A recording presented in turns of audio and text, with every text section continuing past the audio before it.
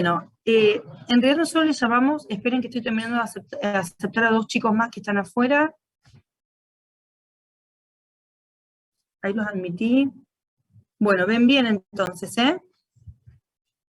Nosotros llamamos EPIT, enfermedad pulmonar intersticial difusa, a las enfermedades intersticiales pulmonares. Y fíjense lo que les escribí anoche acá. Constituyen un grupo de enfermedades con manifestaciones clínicas, radiológicas y funcionales semejantes. En ellas se compromete difusamente el parénquima pulmonar, el epitelio, las paredes de los alvéolos, el endotelio vascular y el tejido conectivo, que está situado entre los septos y también el tejido peribronquial y peribronquiolar. ¿Estamos? Pero como ustedes ven, habla de que son enfermedades que se manifiestan clínicamente, que la radiología es muy similar y que las pruebas funcionales son muy parecidas entre todas las enfermedades pulmonares intersticiales, dependiendo la extensión o la gravedad. Uy, ahora no puedo pasar la próxima. ¿Cómo era para la próxima diapositiva? A ver, ahí no. Ahí ¿Con el teclado? Bueno, la clínica de las enfermedades pulmonares intersticiales es la disnea de esfuerzo. Una disnea que puede ser en muchos pacientes empezar en forma insidiosa. Por ejemplo, pacientes que les cuentan que antes jugaban al tenis o salían a caminar y caminaban mucho y que ahora hace un tiempo atrás, unos meses, dejaron de jugar al tenis porque empezaron a tener disnea, entonces empezaron a limitar esos movimientos, un poco como le pasa al paciente con EPOC, que empieza a limitar sus actividades porque tiene una patología pulmonar, pero no lo sabe, ¿no es cierto? Aparte de disnea, se caracterizan porque hay infiltrados pulmonares radiológicos difusos en las placas de tórax. Las espirometrías de estos pacientes tienen patrones restrictivos, no obstructivos como tienen los pacientes con EPOC. Ya vamos a ver algunas de las espirometrías. Tienen lo que se llama disminución de la difusión de monóxido, que es un estudio que se hace con un aparato especial para medir cómo difunde, cómo pasa el monóxido de carbono por la membrana alvéolo capilar pulmonar. Tiene un gradiente alvéolo arterial de oxígeno aumentado, porque el oxígeno llega al alvéolo, pero no puede pasar al capilar, como vimos, ¿se acuerdan de la clase de la insuficiencia respiratoria? Esos pacientes que tenían engrosado ese intersticio tienen gradiente alvéolo arterial de oxígeno aumentado.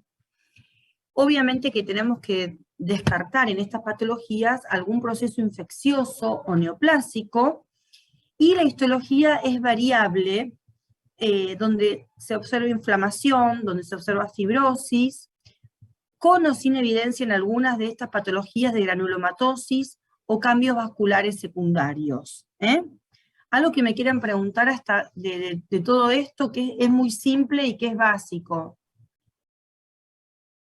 Lo de la disminución del dióxido de carbono, del gradiente de dióxido de carbono, ¿se usa? Bueno, como les dije antes, hay un estudio que se llama difusión de monóxido de carbono, que se hace con un aparato parecido al de la espirometría, pero el paciente tiene que inspirar y expirar rápido.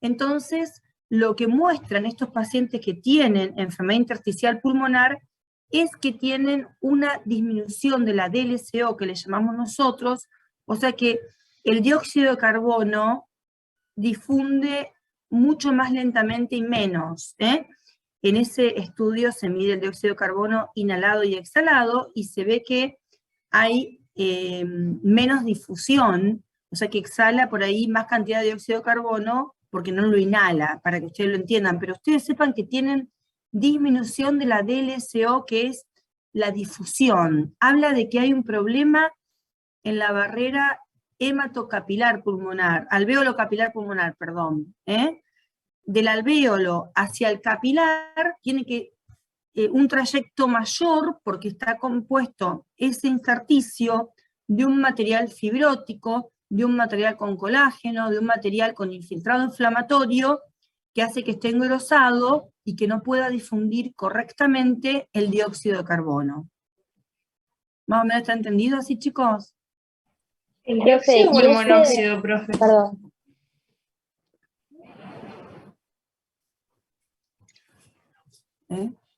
Bueno. Perdón, el monóxido de carbono, no dióxido de carbono, monóxido de carbono. ¿Qué me quieren preguntar? Es un estudio que se hace en el laboratorio pulmonar.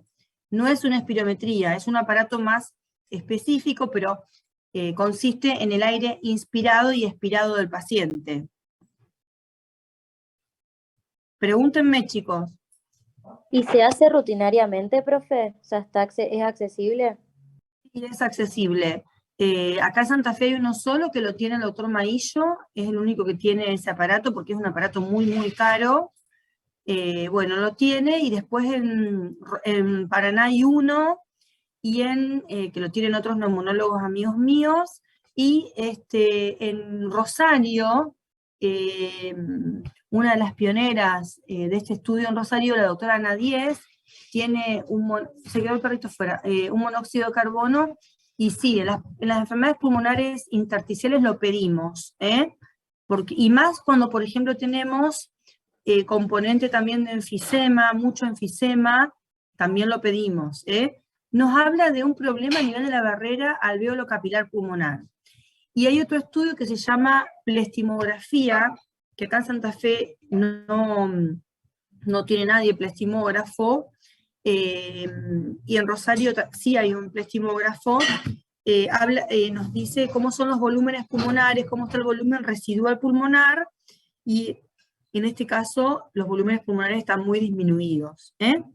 Entonces, recuerden, espirometría con un patrón restrictivo, no obstructivo, excepto que tengan las dos patologías asociadas, enfisema y fibrosis pulmonar, por ejemplo, disminución de la DLCO y un gradiente alveolo arterial de oxígeno aumentado. Bueno, ¿seguimos?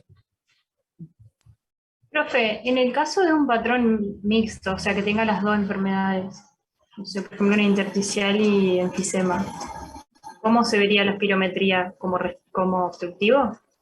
No. Se ve una caída tanto del B1 como de la capacidad vital forzada, un patrón mixto. Obviamente que depende cuál es el mayor compromiso. Por ejemplo, acabo de recibir un paciente internado que me llaman por tabaquismo, por EPOC y enfisema, y tiene áreas de fibrosis basales, y no estaba panalizado como para hablar de una fibrosis pulmonar idiopática, pero tenía engrosamientos de septos, con un gradiente ápico-basal, o sea, predominantemente en las bases. Uno podría hablar de que a lo mejor este hombre estaba haciendo un fibroenfisema, y yo decía, cuando haga la espirometría voy a mirar qué es lo que predomina, si el componente de enfisema o el componente de enfermedad intersticial. Todo depende cuál de las dos está ganando, digamos, en la patología respiratoria. Pero si no hay una caída tanto del B1 como de la capacidad vital forzada, de los dos volúmenes. Bueno, ¿alguna otra pregunta? Ustedes con esta clínica de disnea de esfuerzo, placa con infiltrados pulmonares difusos, y con esa espirometría, ustedes ya pueden saber que ese paciente tiene una enfermedad pulmonar intersticial difusa. No van a saber el nombre y el apellido, pero pueden ir pensando que la cosa va por las enfermedades pulmonares intersticiales difusas. Ay, no me acuerdo cómo pasaba. Ahí está. Bueno, las neumonías intersticiales las dividimos en tres grupos grandes. Las neumonías intersticiales idiopáticas, el primer grupo, donde sabemos que no tenemos una causa identificada.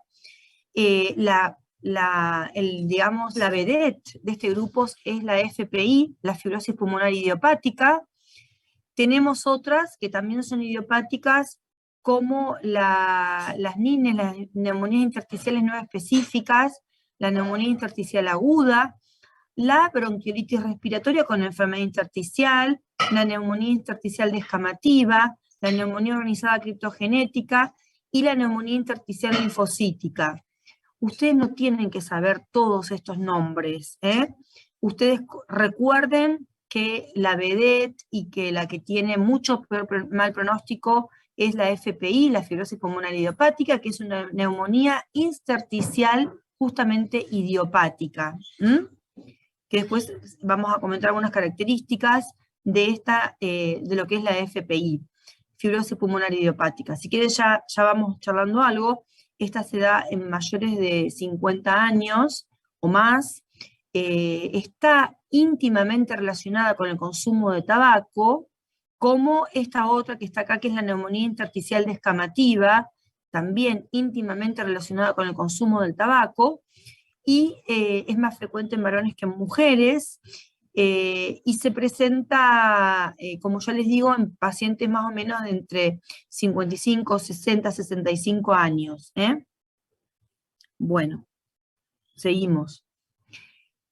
Hay otras que son primarias o están asociadas a otros procesos. Me faltó, a ver, una diapositiva me parece, ¿ver? Ah, no, a ver. Ah, no.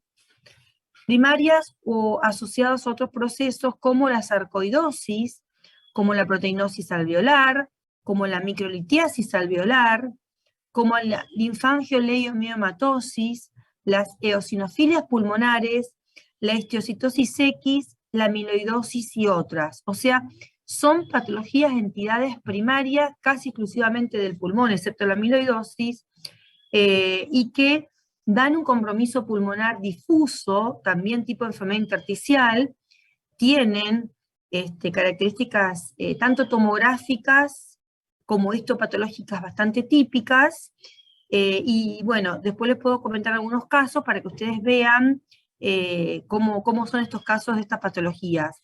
Se pueden dar en pacientes más jóvenes que los pacientes con fibrosis pulmonar idiopática. La linfangioleiomyomatosis es casi exclusivamente de las mujeres y está caracterizado por la presencia en el intersticio de quistes. A veces esos quistes son subpleurales y pueden ser mujeres jóvenes que debutan con un neumotórax espontáneo, uno de los quistes que se abre a la cavidad pleural, y es el debut de una linfangioleiomyomatosis. Y cuando hacemos las placas de tórax, podemos encontrar un neumotórax y muchas cavidades quísticas difusas diseminadas. Las microlitiasis alveolar, ya voy a ver si les puedo mostrar alguna placa de tórax o una tomografía de una microlitiasis alveolar.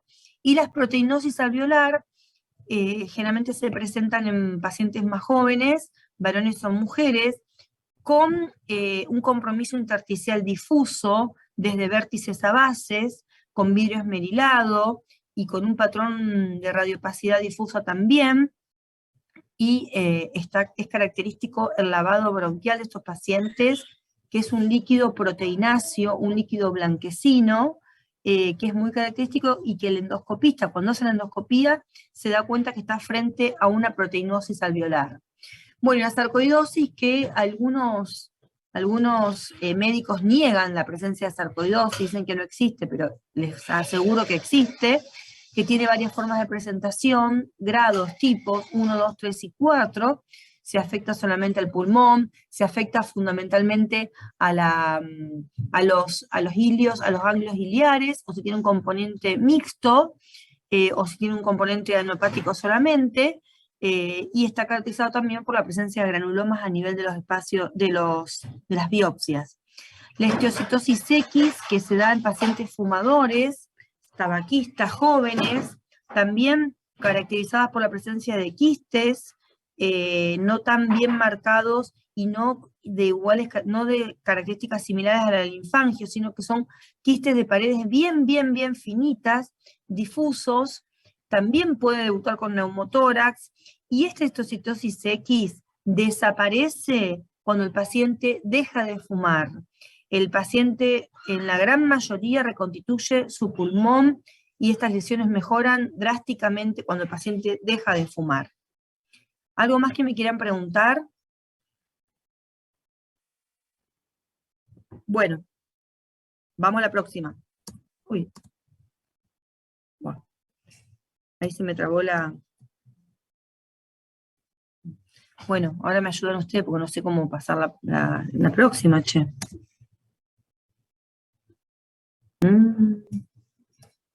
Se quedó frisado esto, che.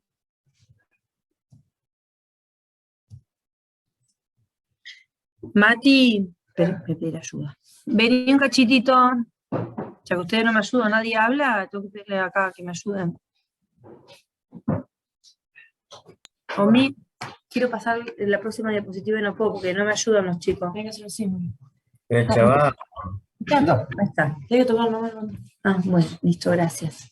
Bueno, digan que tengo familia acá porque con ustedes no puedo contar, chicos.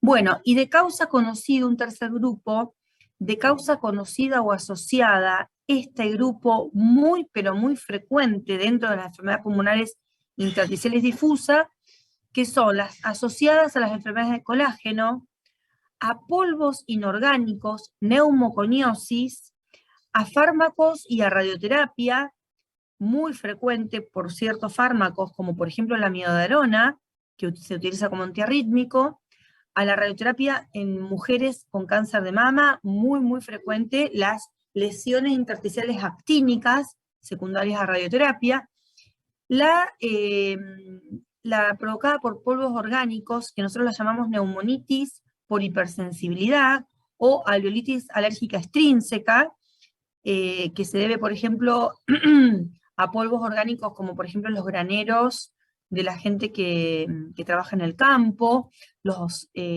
plumas de las palomas, otros polvos orgánicos son los hongos ambientales, que generan polvillo, las humedades de las paredes donde hay hongos, ahí podemos tener también neumonitis por hipersensibilidad, en la gente que tiene muchos hongos en su casa, o que tiene, por ejemplo, mucho machimbre tapando humedades, o que tiene a lo mejor, vieron algunos cielorrasos que no los hacen con yeso, sino que los hacen con madera, arriba tienen hongos y esos hongos pueden producir neumonitis por hipersensibilidad.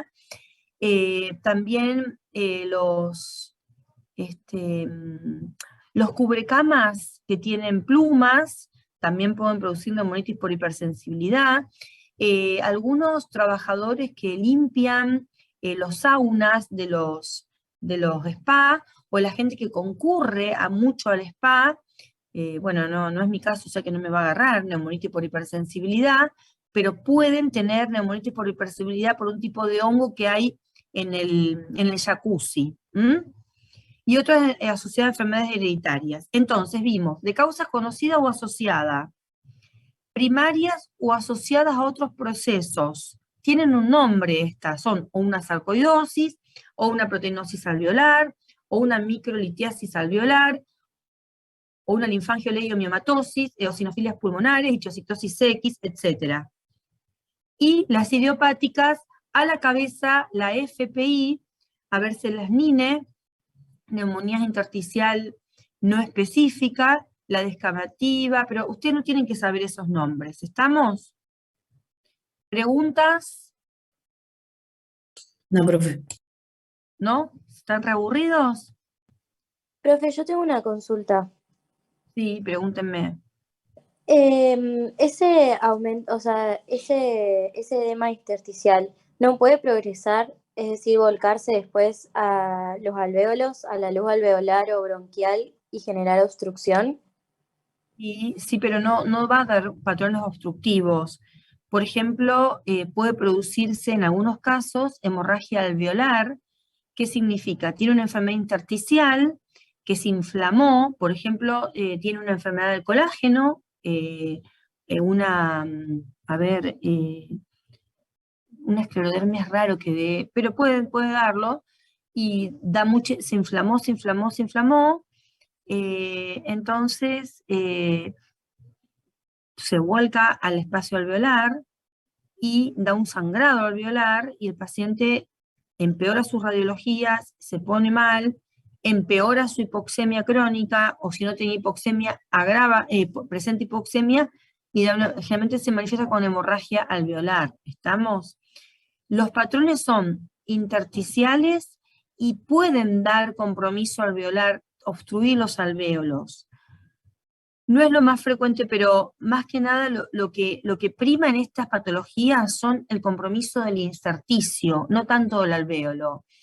Por ejemplo, los adenocarcinomas de pulmón, el bronquiolo alveolar, puede parecer una neumonía intersticial difusa, únicamente localizado a lo mejor en algún sector, con un vuelco de las células tumorales o un crecimiento hacia la luz de los alvéolos. Y puede manifestarse muy parecido a esto, y cuando uno hace una tomografía, puede ser que encuentre lesiones que son no solamente intersticiales, sino más bien alveolares, de relleno alveolar, como focos de consolidación, y parece, por ejemplo, una neumonía criptogenética, y se les hace una biopsia y es un carcinoma bronquiolo alveolar. Es raro, pero puede manifestarse así. ¿Alguna otra pregunta? Profe, yo tengo una pregunta con respecto a las manifestaciones extra torácicas de la sarcoidosis. Ajá. Los Eh, nódulos subcutáneos, la ajá. uveitis anterior. Ahora sí, después si quieren yo les muestro un caso de un paciente que tengo ahora que tengo que hacer biopsiar. Generalmente tienen compromiso pulmonar, que puede ser, acordate que hay varios tipos, 1, 2, 3 y 4, según se afecta a adenopatías más intersticio solo, o fase fibrótica de la sarcoidosis. Y las manifestaciones extrapulmonares pueden ser nódulos subcutáneos difusos, a predominio menos inferiores, pueden ser también uveitis anterior y lesiones oculares, también lesiones en el fondo de ojo, y también tendinitis del tendón de Aquiles. No sé, yo últimamente no leo mucho sarcoidosis, pero esas son las manifestaciones más frecuentes. No sé si me querías preguntar alguna específicamente. No, porque te iba a preguntar porque hay muchísimas, o sea, nombra muchas la bibliografía, por ejemplo, Muchas, en claro, hígado o en médulas óseas, en vaso, neurológicas. Te iba a o preguntar sea, cuáles eran las lo más nombra, frecuentes. mi amor, lo nombra como diagnóstico diferencial, ¿no es cierto? Como vos No, estás dice estudiando manifestaciones extratorácicas en orden de frecuencia, digamos, de la sarcoidosis, y por ejemplo dice que puede afectar el hígado, el que dice que hígado. no es fácil, o sea, no es frecuente, digamos, que se expresen clínicamente, pero sí, digamos, en la histología sí hay afectación del hígado. Lo más frecuente es el compromiso pulmonar, lo más frecuente de todo es el compromiso pulmonar de la sarcoidosis. Es como que es lo que salta y es la punta del ovillo para buscar la patología. Pero puede tener otras manifestaciones sistémicas, sí. Nosotros también incluso hay una enzima que es la enzima convertidora de la angiotensina, que está elevada en estos pacientes, y muchas veces con un cuadro radiológico típico y tomográfico típico de esta enfermedad, y esta enzima elevada, a veces nos animamos a hacer tratamientos sin tener biopsias pulmonares. A veces necesitamos hacer biopsias pulmonares, pero muchas veces con el cuadro clínico y los patrones tomográficos, y a lo mejor un compromiso de otro órgano, fundamentalmente nódulos subcutáneos, podemos hacer un tratamiento empírico para sarcoidosis, que bueno, son los corticoides y dosis no muy altas, pero los pacientes pueden mejorar. Bueno, ¿seguimos? ¿Alguna Gracias. otra pregunta? Bueno, ¿cómo estudiamos a estos pacientes? La metodología de estudio. La anamnesis. La anamnesis es recontra importante, muy, pero muy importante. ¿Por qué? Porque puede saltar ahí el quid de la cuestión. Nosotros, ante un paciente con fibrosis pulmonar, no podemos dejar de preguntarle, obviamente, la presencia o no del tabaquismo, como vemos acá en el cuadrito, tabaquismo, antecedentes familiares, fármacos que ha utilizado, tratamientos quimioterápicos previos, tratamiento con antiarrítmicos, dentro de ellos la amiodarona, mesalazina, que es una droga que se usa para la colitis ulcerosa. O sea, preguntamos bien todos esos antecedentes farmacológicos del paciente, tenemos en cuenta qué edad tiene el paciente y el sexo del paciente. En cuanto a esto, los pacientes con FPI, con fibrosis pulmonar hepática, son pacientes grandes, fundamentalmente varones. Si estamos hablando de mujeres alrededor de los 45, 50 años, pensamos más en enfermedad del colágeno, que es más frecuente en mujeres, a veces también en varones, pero también pega más para la enfermedad del colágeno. Antecedentes laborales, ¿a dónde trabajó ese paciente? ¿A dónde trabajó ese paciente? Es muy, pero muy importante. Si trabajó con madera, si trabajó con arena, para pensar en una silicosis, si trabajó en el campo con granos, o en una curtiembre, si trabajó con arroz, con algodón, todos estos antecedentes son muy, pero muy importantes.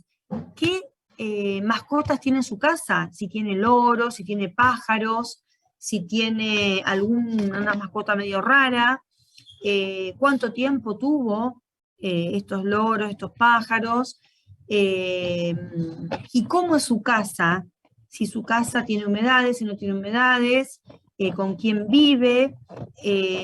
A veces les pedimos que saquen fotos de las casas, donde nosotros podemos ver, pucha, no nos dijo, pero mira, tiene todo machimbre acá, está tapando humedades, o tiene todo Durlock, está tapando humedades. Entonces, importantísimo, cuando empezamos a hablar de diagnóstico diferencial y los métodos de diagnóstico, primero, una buena anamnesis, teniendo en cuenta todo esto, edad, sexo, antecedentes familiares, tabaquismo, fármacos. Me faltó poner acá antecedentes ocupacionales. Bueno, ¿seguimos?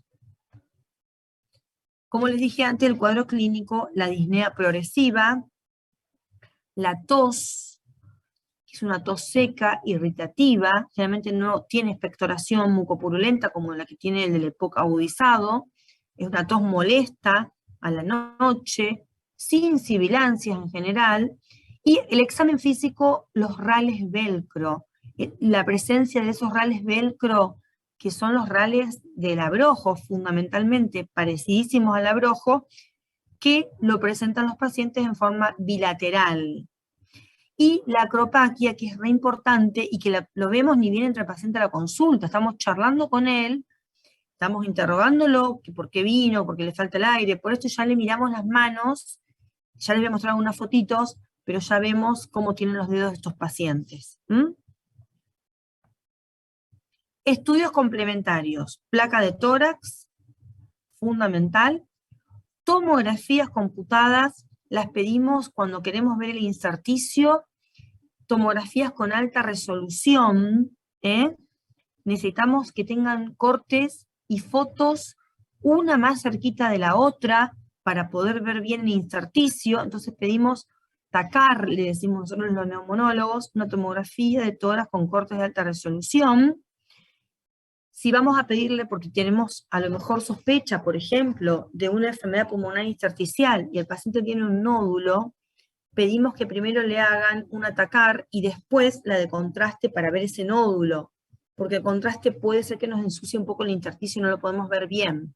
Entonces, la TACAR, la placa de tórax, la espirometría fundamental y la DLCO. La DLCO, la difusión de monóxido de carbono, y ahí va para la compañera que me preguntaba si lo hacemos, sí, lo pedimos. Gases en sangre, si nosotros pensamos que el paciente tiene una hipoxemia, o un test de caminata, lo hacemos caminar durante 6 minutos, con nosotros al lado, medimos la distancia que recorre en 6 minutos, vemos si aparece en la escala de Borg, disnea o no, aparece disnea, y si eso está acompañado de saturación de oxígeno. Un ecodoppler cardíaco le pedimos muchas veces porque queremos ver si el paciente tiene un cor pulmonar, por ejemplo, culpa de la hipoxemia crónica, puede desarrollar un cor pulmonar, queremos ver cómo está ese ventrículo derecho, queremos ver si tiene hipertensión pulmonar asociada, entonces le pedimos un ecodoppler cardíaco. Un laboratorio inmunológico, y a esto le llamamos a todos los laboratorios que queremos pedirle para descartar colagenopatías. FAN, anti-ADN, le pedimos complementos C3 y C4, le pedimos anti-RO, anti-LA, anti-SM, le pedimos también ArtriTest y anti-CCP, para artritis reumatoidea, que es una patología frecuente y que frecuentemente da fibrosis pulmonar en los pacientes con artritis reumatoidea, anti-SM y todo el patrón de miositis, cuando sospechamos, por ejemplo, un síndrome antisintetasa, que produce enfermedad pulmonar intersticial difusa y con un pronóstico bastante serio, todo ese perfil inmunológico, e incluso lo mandamos a que lo vea el reumatólogo, que lo mire con nosotros al paciente, porque se nos puede escapar algo en las manos, a lo mejor hay que pedirle, aparte de todo el laboratorio inmunológico, una radiografía de manos, una capilaroscopía, por ejemplo, si sospechamos en esclerodermia. Entonces necesitamos que el reumatólogo vea al paciente con nosotros para ver si él encuentra algún dato que nosotros no encontramos, una mano en mecánico, en las miositis. Entonces es un trabajo un poco en conjunto del neumonólogo con el reumatólogo para descartar las enfermedades pulmonares intersticiales secundarias a una enfermedad de colágeno. Y las precipitinas, que las pedimos, que acá en Santa Fe no se hacen, pero las mandamos suero a Rosario o Buenos Aires, donde hay centros que hacen precipitinas, que son anticuerpos contra hongos específicos. Cuando sospechamos neumonitis por hipersensibilidad, le decimos al médico que hace las precipitinas, le decimos, mire, este paciente tiene palomas, o vive enfrente de un palomar, o vive en un barrio donde hay muchas palomas, o muchos pajaritos. Haga precipitinas, busque precipitinas contra los antígenos de los pájaros, o de las aves, de las palomas, de lo que sea, del loro. O por ejemplo, contra hongos ambientales, Aspergillus y otros hongos ambientales que hagan precipitinas. Bueno, el lavado bronquial también nos va a ayudar mucho. Los pacientes, por ejemplo, con FPI tienen un lavado bronquial con aumento de los glóbulos blancos, con predominio neutrofílico. Otras enfermedades intersticiales, por ejemplo, tienen predominio linfocítico, como por ejemplo la neumonitis por hipersensibilidad. El lavado bronquial ayuda, como les dije, en el diagnóstico de la proteinosis alveolar, donde es un líquido lechoso, blancuzco, espeso. De hecho, estos pacientes se tratan con lavados bronquiales periódicos, que eso los ayuda a liberar proteínas que se juntan en la luz de los bronquios y producen la proteinosis alveolar. Entonces, el lavado bronquial lo usamos mucho para ver este tipo de lavados y ver qué celularidad tiene. Bueno, y a veces necesitamos hacer la biopsia pulmonar, que como les comenté en la clase pasada, podemos pedir una criobiopsia, como les dije antes, que yo les conté que estuve ahí en Barcelona con los endoscopistas que hacían criobiopsia, que tenían en el endoscopio, pasaban un cable con frío en la parte distal, que se enclava en el bronquio y que luego lo traen hacia ellos y congela por frío un pedacito de tejido, y eso sirve para una biopsia. También las biopsias transbronquiales, que en la patología intersticial difusa tiene mucho valor en la sarcoidosis. Les diría que hoy por hoy es la única patología intersticial donde preferimos una BTB a una criobiopsia. Muchas veces las biopsias por BTB, biopsia transbronquial, vienen como aplastaditas, entonces no sirven para hacer un diagnóstico de qué enfermedad pulmonar intersticial tiene el paciente. Sí, la criobiopsia, porque saca un tejido como un choricito, las criobiopsias vienen aplastadas, pero la sarcoidosis se puede hacer BTB, que es mucho más sencilla y que se hace en todos lados. La BTB muestra un infiltrado tipo granulomatoso. Por ahí en la sarcoidosis, si el paciente tiene adenopatías mediastinales, preferimos pedir una mediastinoscopía, como yo les contaba sobre el cáncer de pulmón avanzado y los ganglios, preferimos una mediastinoscopía. Y la BATS, que es una biopsia pulmonar por videotracoscopía, que la pedimos, pero ojo que son pacientes que tienen una función pulmonar muy comprometida. Al tener una función pulmonar muy comprometida, muchas veces no podemos hacerle una cirugía, y bueno, hacemos diagnósticos imagenológicos, nos ayuda el laboratorio inmunológico y nos ayuda a lo mejor el lavado bronquial, y no pedimos biopsias, depende de cómo está el paciente. Cada vez tratamos de pedir menos biopsias pulmonares. ¿Alguna pregunta, chicos? ¿Ya se recontraembolaron? ¿Se aburrieron? ¿Están aburridos? No, profe. Tienen que saber que tenemos que pedirle a estos pacientes, vamos a pasar al anterior, placa de tórax, TAC con alta resolución, espirometría, DLCO, gases en sangre, test de caminata, ecodoppler cardíaco, laboratorio inmunológico, precipitinas, lavado bronquial y biopsias pulmonares. Saber esa metodología de estudio con lo que vamos a contar para poder hacer un diagnóstico. Bueno, fíjense lo que son estos dedos. De un paciente mío, ¿qué les parece? ¿No tiene acropaquia este hombre? Fíjense lo que son Tiene esos un dedos. palillo de tambor, ¿o no? Sí. Terrible, terrible. Viene al consultorio, yo empiezo a charlar con él y dije, este tiene una fibrosis pulmonar, antes de revisarlo. Bueno. Miren lo que es esta placa de tórax, ¿la pueden ver bien? Este paciente es paciente mío que falleció.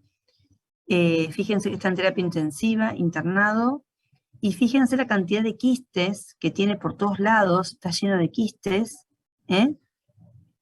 Este paciente tiene una patología intersticial difusa, tipo quística. A ver, acá tengo, fíjense la tomografía de él. Fíjense, no tiene casi intersticio. Es un quiste al lado del otro. Toda la tomografía de este paciente era así, de arriba hacia abajo. No había ni siquiera gradiente ápico-basal, era todo así. Bueno, este paciente falleció con insuficiencia respiratoria. Aparte hizo un tromboembolismo pulmonar, se complicó. Bueno, a ver si tengo alguna otra más acá. Bueno, ¿quieren que veamos casos clínicos? Así les muestro, mientras ustedes me hacen alguna otra pregunta. Bueno, profe. A ver. Profe, ¿ese paciente que está con oxígeno en la casa o qué? Este tiene, sí, oxigenoterapia domiciliaria. Les voy a mostrar primero, vamos a hacer así, primero les voy a mostrar espirometrías con patrones restrictivos. ¿Quieren? Así aprovechamos. Esperen, que ¿cómo hago?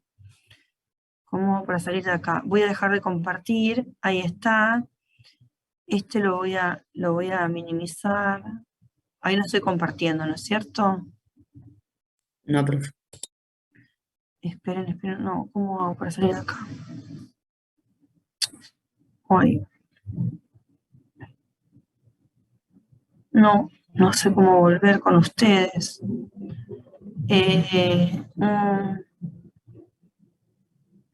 Uy, no, ahora me quedé. A ver. Cierro la presentación, ahí está. Cierro la presentación. Cierro esto. Acá. A ver si puedo ir a ver las espirometrías. A ver cómo hago. No. Ahí. ¿Cómo minimizo el zoom? A ver, acá. Bueno, a ver. Háganme preguntas mientras yo busco las espirometrías de pacientes que tengan esto. Para que ustedes puedan ver. Profe, en contexto de tuberculosis laboral, o sea que no sean íntimos, pero que sean estrechos, ¿haces PPD y radiografía? Sí, y si alguno tiene catarro, les juntamos esputo. Ok. Si la PPD, si te da positivo, o sea, si te da mayor a 10, ¿lo tratás? ¿Qué les dije los otros días? Cuando me preguntaban, lo que pasa es que no me lo preguntaron, me preguntan unos y se fueron y los otros no escucharon. No tratamos PPD, no se trata una PPD. Okay. Sirve para juntar puntos, excepto el paciente que tenía una PPD previa negativa y la positiviza en el contexto de un ámbito de trabajador de la salud. Ahí sí, eso es distinto. Hacemos un tratamiento con isoniazida profiláctica, porque ese paciente estaba infectado, está infectado, ha conocido el bacilo de Koch y antes no lo conocía. ¿Y Me qué? parece ¿Por qué una se puede dar la PPD en alguien positivo? en alguna persona. Ahí estoy compartiendo, ¿no es cierto? Sí, sí. Estoy Sí, profe. Bueno, ¿por qué se puede dar que sea positivo una PPD? Porque puede ser que la primera haya sido mal puesta, por ejemplo, y la segunda está bien puesta. Puede ser que estuvo en contacto con pacientes bacilíferos y su sistema inmunológico reconoce el bacilo de Koch. ¿Estamos? Pero Profe, si son positivos, y son contactos de tuberculosos, no hay que hacer tratamiento, ni quimioprofilaxis. Ok. profe, viste que en la guía dice que se le hacía, digamos, tratamientos y le daba la PPD positiva y eran con viraje tuberculínico. O sea, ¿esos serían Eso, los familiares de la casa o el trabajo en ámbito por cerrado? ejemplo, tienen un familiar que tenía una PPD negativa y generalmente nosotros no pedimos al adulto tanto PPD, pero bueno, le pidieron PPD, pidieron una placa de tórax, pidieron vaciloscopía, y ese paciente que lo controlaron que es negativo, al mes o al mes y medio, viene a control nuevamente y está un poco decaído, no se siente bien, y bueno, le hago una placa y tiene un infiltradito, bueno, le hago una PPD y dio positiva, puede ser que sea un viraje tuberculínico, entonces le hago tratamiento con isoniazida. Tengo que estar seguro que no tiene una TBC. A ese paciente le hago un lavado bronquial primero para ver si tiene baciloscopía positiva en el lavado. Y más si les dije que tenía un infiltrado. El viraje tuberculínico es importante en los trabajadores de la salud, no tanto en los contactos de tuberculosis. Ustedes lo leyeron en las guías nacionales a eso. Claro, Claro, en la guía como que te da que si le da positiva la PPD tenías que tratar a los que tenían viraje tuberculínico, te nombraba a los personales de salud, a niños menores de 19 creo, y menores de 5 sin vacunas, algo así. Pero había sí. varios puntos, digamos. Pero un conviviente de 19 años con PPD negativa, sin manifestaciones radiológicas ni clínicas, se hace quimioprofilaxis, no importa la PPD que tenga. Va a quimioprofilaxis por ser un adolescente que vive, que convive con un paciente bacilífero. Yo te quería consultar. Pregúntame. Se me tilda todo. Te quería consultar por el tema del aislamiento de estos pacientes. ¿Los convivientes también se aíslan? ¿O No. Se aísla el paciente, pero ojo, se aísla de no ir a la escuela, por ejemplo, un niño. Hoy, por ejemplo, vi una chica que ya llevó un mes de aislada, una bacilífera. Santi Troncoso, si estás ahí, la que vos te gustaba el caso clínico que me dijiste, ya lleva un mes de tratamiento, ya le dejé que vaya a la escuela, porque ya está re bien, no tiene catarro, entonces vuelve a la escuela, pero ella la familia no se aísla ella fundamentalmente para no contagiar a otras personas. ¿Estamos? Y en la casa, decime, pregúntame de nuevo. eso te iba a preguntar, que ella en la casa, ¿cómo tenía que ser el aislamiento? No, en la casa, ¿qué les dije yo? No me escuchan cuando hablo, ya digo tantas pavadas que no me escuchan. ¿Qué les dije yo con una persona que está dándole el pecho, una mamá dando el pecho? ¿Le sacamos la teta al bebé? ¿Le No, que se sacamos? ponga barbijo. Porque No, pero aparte, los otros nenitos que no les da la teta, los sacamos, los separamos de su mamá, los separamos de su papá que tiene tuberculosis, y hasta ayer que no tenía diagnóstico contagiaba. Hoy ese paciente se va a cuidar mucho más, no les va a toser en la cara, va a ir a toser afuera, pero contagia mucho menos que ayer, y aparte va a empezar a tomar tratamiento. No, no tiene que aislarse en la casa, la familia puede ir a trabajar siempre y cuando no tengan tuberculosis, y el aislamiento en su trabajo, la cuestión laboral o la escuela, con un mes de que se aíslen sobra, está perfecto. Ahora, hay casos especiales. El paciente sigue mal, sigue con fiebre, sigue con hemóptisis, no mejora nada, no sube de peso, le hago otra vaciloscopía y es positivo, ese paciente no va ni a trabajar, ni a la escuela, ni a ningún lado. Obvio, hay excepciones en la regla.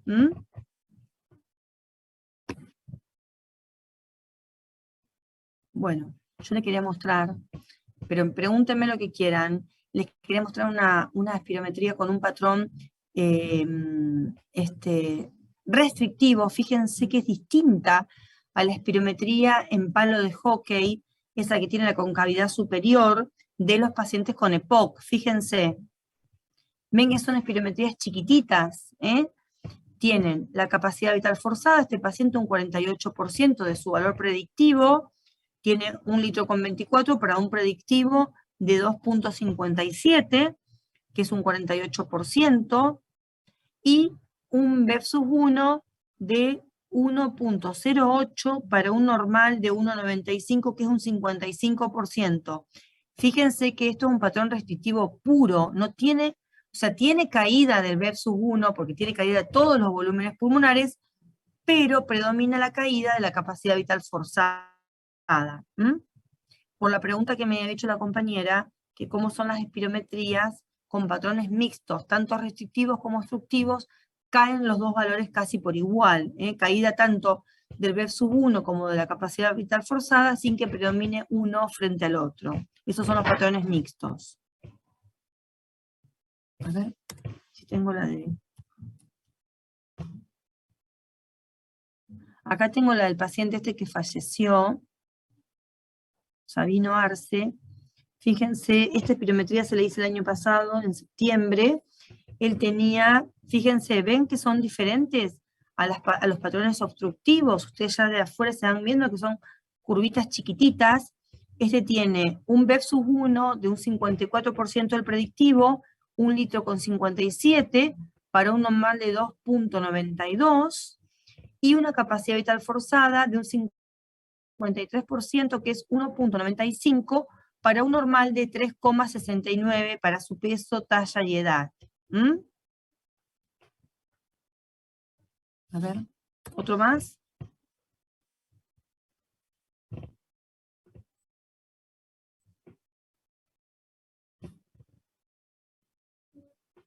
No me acuerdo cómo se escribe este chico. A ver, si lo encuentro por acá.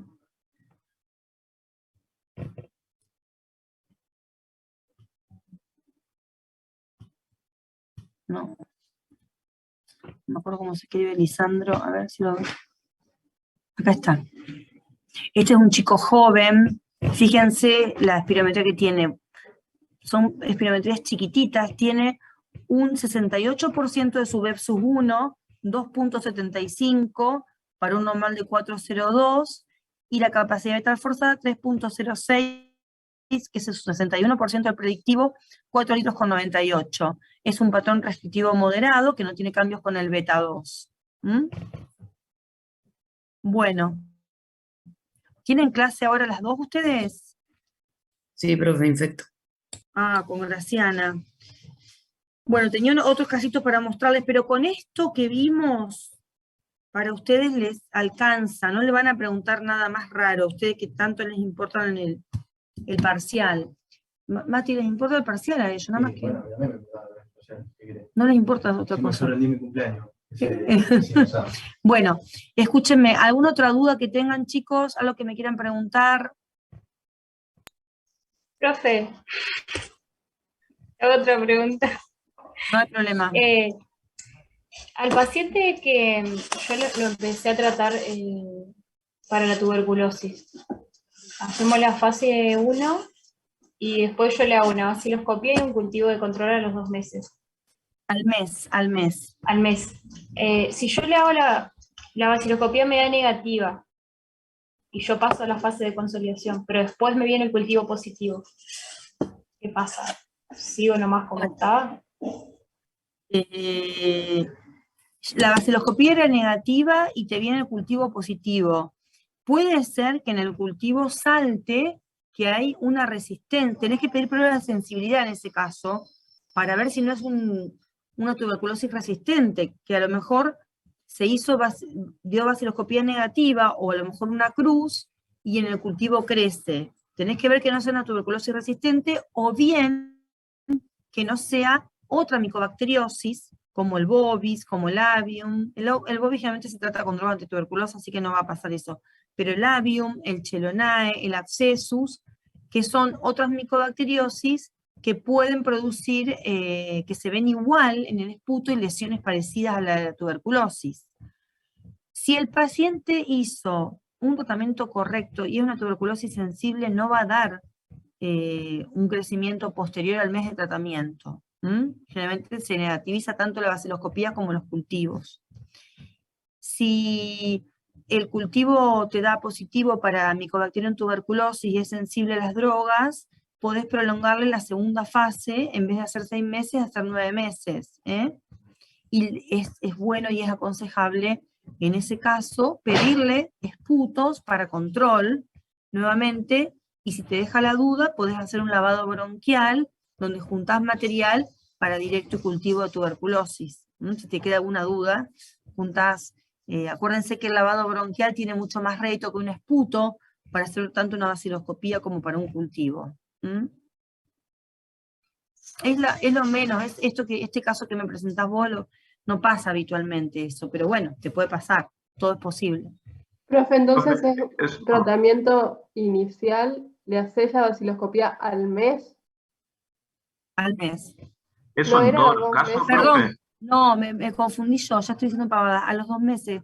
Claro. Antes de pasar, perdón, antes de pasar a la segunda fase, a los 2 meses. Ok. Ah, y Perdón. cultivo en las situaciones que nos da positiva la baciloscopía o que tiene síntomas o siempre.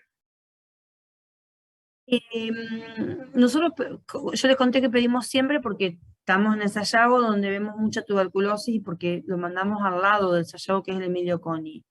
Pero cultivo pedimos, no me dan bolilla, yo les di los papelitos que les regalé a todos, donde dice cuándo pedimos cultivo y cuándo pruebas de sensibilidad. Cultivo de inicio cuando tenemos un tejido que no es el esputo, cuando tenemos reiteradas baciloscopías negativas y el cuadro, la tomografía o la radiografía bien típica de tuberculosis, o en los niños que hacemos lavado gástrico. ¿Se acuerdan del papelito que les di? A Sí, eso lo estoy viendo. Mateo, vos me preguntás Sí. de inicio, ¿cuándo hacemos cultivo? De inicio, ahí en el papelito está. Y las pruebas de sensibilidad. Claro, yo preguntaba a los 2 meses, digamos. A los 2 meses.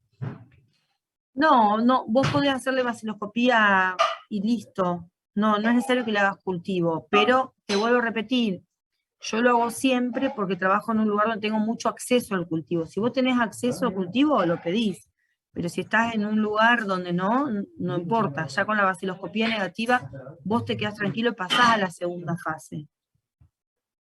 Son 2 meses, raro que venga el cultivo positivo, como el caso que me presentó Agostina. Agostina, fuiste vos, ¿no? La que me dijiste que te daba positivo el cultivo. Yo, profe.